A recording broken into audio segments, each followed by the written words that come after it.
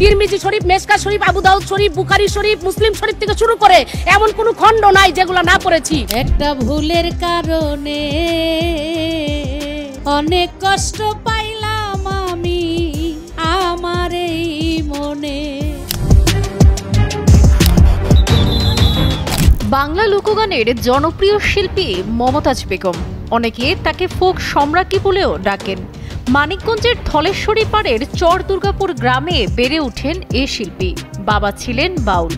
গাঁও গ্রামের এক সাদামাটা কণ্ঠশিল্পী থেকে হালের আলোচিত রাজনীতিবিদ ও পতিত ফ্যাসিস্ট আওয়ামী লীগের সাবেক সংসদ সদস্য মমতাজের উত্থানের গল্পটা বেশ চমকপ্রদ। বাংলা লোকগানকে নতুন মাত্রা দিয়েছেন মমতাজ। তার 7 শতাধিক একক অ্যালবামের মধ্যে জনপ্রিয়তার শীর্ষে রয়েছে অনেকগুলো গান। অভিনয় করেছেন একটি সিনেমায়। 2005 সালে তারই জীবনের গল্প নিয়ে করা মমতাজ নামের সিনেমায় প্রধান ভূমিকায় অভিনয় করে দর্শকের মন জয় করেছিলেন। একটা সময়ে মূলধারার রাজনীতির সঙ্গে জড়িয়ে যান মমতাজ। জানা যায় তিনি প্রথমে বিএনপিতে যোগ দিতে চেয়েছিলেন, সেখানে সুযোগ না পেয়ে পরে আওয়ামী লীগের রাজনীতিতে যোগ দেন। বান্ডেল থাকলে প্রতি সেনমানিতে টাকা বাঁচবে। বিকাশ সেনমানি বান্ডেল কিনে জিতুন প্রতি লেনদেনে। এরপরই বদলে যেতে থাকে তার ভাগ্য। স্তুতিমূলক গান ও চটুল বক্তব্যের মাধ্যমে আওয়ামী লীগের প্রধান শেখ হাসিনার কাছের মানুষ হয়ে ওঠেন। পেয়ে যান জাতীয় সংসদের টিকিটও।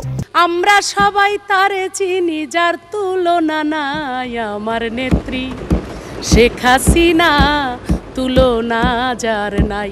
সংসদ অধিবেশনে অন্যান্য এমপিরা যখন নিজ এলাকার মানুষের উন্নয়নের জন্য আর্জি রাখতেন, তখন তিনি ছিলেন ব্যতিক্রম। গান গেয়ে স্বৈরাচারের দালালি করাই ছিল যেন তার একমাত্র কাজ।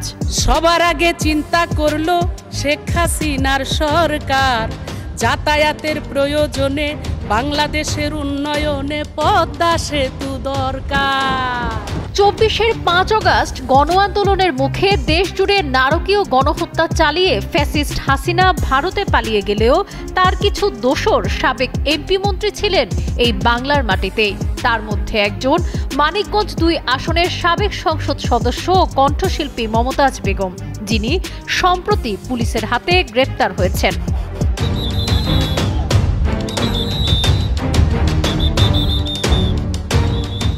সোমবার রাত 11:15টার দিকে ঢাকা মহানগর গোয়েন্দা পুলিশ ধানমন্ডির স্টার কাবাবের পেছনের একটি বাসা থেকে মমতাজ বেগমকে গ্রেপ্তার করেছে। এদিকে মঙ্গলবার জুলাই আন্দোলন কেন্দ্রিক মিরপুর থানা এলাকায় হকার মোহাম্মদ সাগর হত্যা মামলায় মমতাজ বেগমের 4 দিনের রিমান্ড মঞ্জুর করেন আদালত। মমতাজের বিরুদ্ধে নানান অভিযোগ ও মামলার কথা জানান রাষ্ট্রপক্ষের আইনজীবী।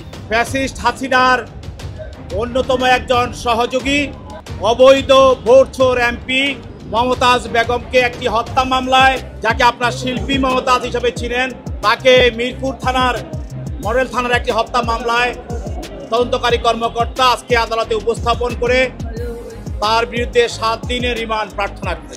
মমতাজ গ্রেপ্তার হবার পর থেকেই সোশ্যাল মিডিয়ায় তাকে নিয়ে চলছে নানা আলোচনা সমালোচনা। মমতাজের গানগুলোকে কেন্দ্র করেই ব্যঙ্গাত্মক ও হাস্যরসাত্মক পোস্ট দেওয়া শুরু করেন অনেকে। একটা ভুলের কারণে পুষ্টি মাইরা দিছে তোমার জনগণে।